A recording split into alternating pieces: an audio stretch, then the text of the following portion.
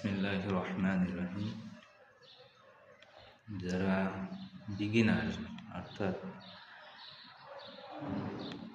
শুরু করতে যাচ্ছেন ইংলিশ স্পিকিং, এবং যারা অল্প কিছু শিক্ষা গ্রহণ করছেন এবং বাইরের দেশে যেতে চান কোনো কাজে উদ্দেশ্যে, অথবা বাইরের দেশে আছেন অল্প কোনো ফ্যাক্টরিতে, যাদের ইংলিশ বলতে হয় বসকে বোঝানোর জন্যে বা কমিউনিকেশন করার জন্যে, তাদের জন্যে আমি অল্প কিছু টিপস নিয়ে আসি, যেটা ব্যবহার করে আপনি সহজেই ইংলিশ শিখতে পারবেন।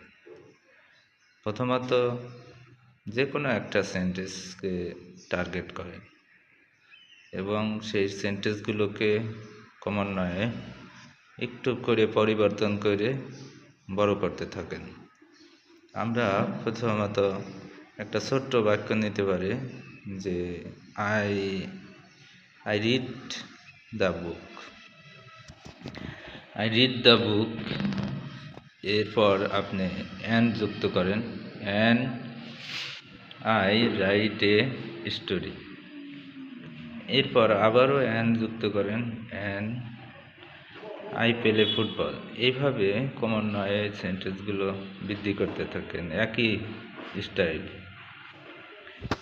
I play football, I swim in the pond, I play cricket, তারপর I eat rice.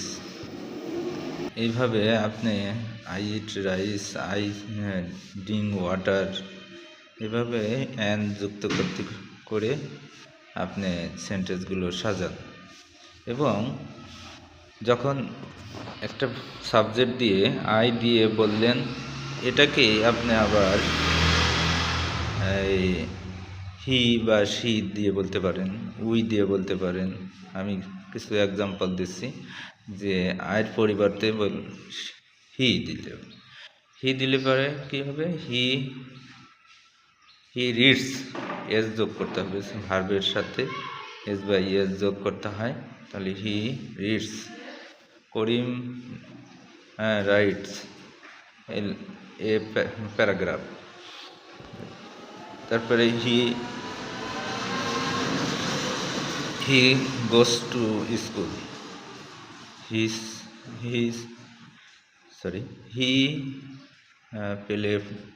Plays football.